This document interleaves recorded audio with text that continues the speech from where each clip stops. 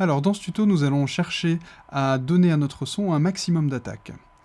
Je vais repartir de 0, File, New Sound. Alors, créer de l'attaque, eh bien, vous avez sans doute une idée sur la question. On a déjà vu certains paramètres qui nous permettaient d'accentuer ce sentiment d'attaque. Donc, revoyons-les successivement. Peut-être aurons-nous de nouvelles idées en route. L'attaque va évidemment passer en premier lieu par l'enveloppe d'amplitude. Donc par défaut, c'est la 4e qui est ici. Je peux régler son temps d'attaque à cet endroit. Si je veux beaucoup d'attaque, eh bien évidemment, je vais raccourcir le temps d'attaque. Voilà, première chose, on va laisser un temps d'attaque très faible, c'est-à-dire là, en l'occurrence instantané.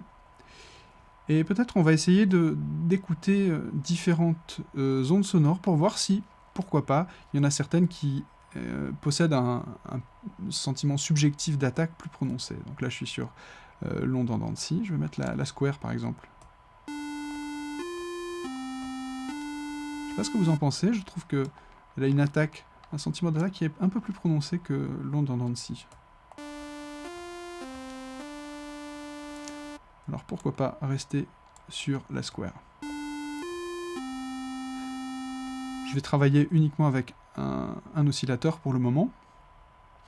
Maintenant, rappelez-vous une technique qu'on a utilisée sur la batterie, notamment sur la grosse caisse, pour donner ce sentiment très fort d'attaque, du moment où la batte de la pédale de grosse caisse touche la peau se met dans une tension et se relâche très rapidement. Donc on a vu qu'on pouvait reproduire cet effet avec une enveloppe de hauteur. Alors on va refaire cette manipulation, voir si ça ne peut pas nous aider à obtenir cette attaque que nous cherchons. Donc je vais aller assigner la première enveloppe sur le pitch. Je vais donner une variation, disons, de 3 octaves. J'affinerai par la suite s'il faut. Donc je vais mettre 36 demi-tons. Je vais y arriver.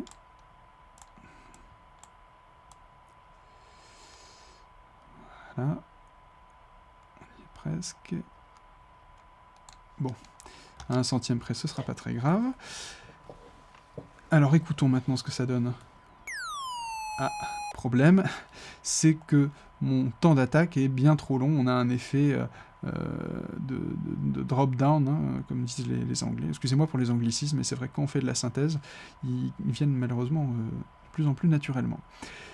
Donc je vais réduire le temps d'attaque de mon enveloppe et surtout je vais faire descendre la courbe de sustain, enfin le niveau de maintien, je vais le mettre à 0 pour revenir à ma valeur de départ et avoir un maximum d'amplitude dans la chute de ma hauteur.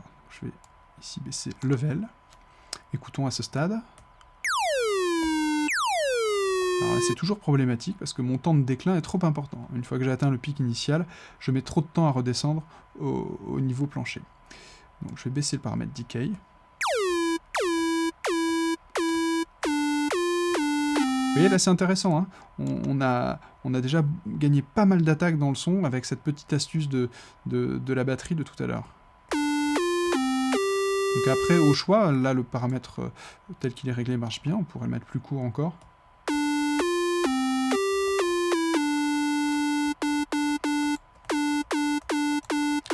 Laissons-le comme ça pour le moment. Alors, avez-vous une autre idée de comment on pourrait rajouter encore ce sentiment d'attaque prononcé?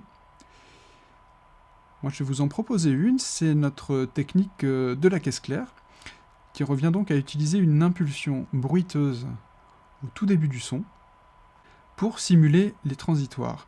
Rappelez-vous les sons que nous avons observés au début de cette formation dans l'analyseur de spectre. On observait sur les attaques, par exemple pour l'espèce de petit bongo ou sur la guimbarde, on voyait bien qu'il y avait une raie verticale de bruit. Donc pourquoi pas utiliser une enveloppe disponible pour ajouter une impulsion de bruit. Donc l'enveloppe 2 n'est pas utilisée, je vais aller la glisser sur le paramètre amp de mon bruit blanc. Je pourrais mettre une autre forme de bruit, hein, on a le choix avec différentes couleurs, mais disons que le bruit blanc contient énormément d'aigus, donc il peut être intéressant dans ce contexte. Je vais rendre l'enveloppe active, et je vais la paramétrer. Attaque immédiate, decay très court, niveau d'arrivée égal à 0. Écoutons. Alors, je vais peut-être désactiver le premier oscillateur pour bien entendre l'effet. Vous voyez à quel point le déclin est capital dans la recherche de ce sentiment d'impulsion.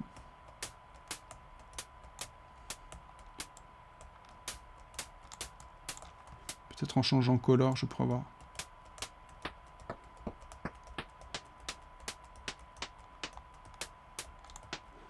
On va laisser une valeur un petit peu intermédiaire pour pas non plus trop charger dans les aigus.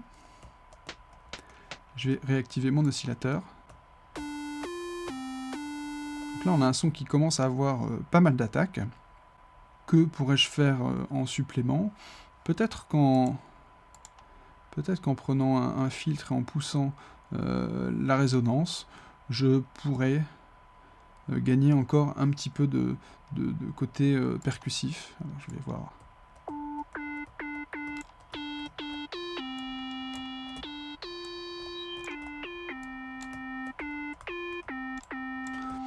C'est pas extrêmement convaincant.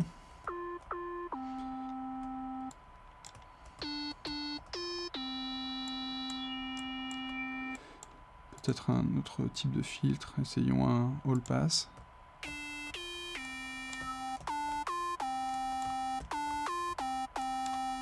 Je désactive.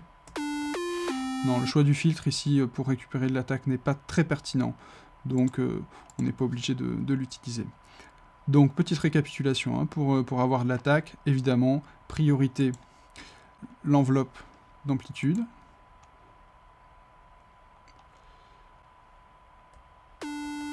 L'enveloppe d'amplitude, je disais donc, une enveloppe de hauteur sur le pitch de l'oscillateur, une impulsion bruiteuse, et peut-être on pourrait aussi essayer de, en mettant une enveloppe de filtre, de récupérer une attaque du même ordre. Si par exemple je vais prendre une enveloppe qui est encore libre, je la mets ici.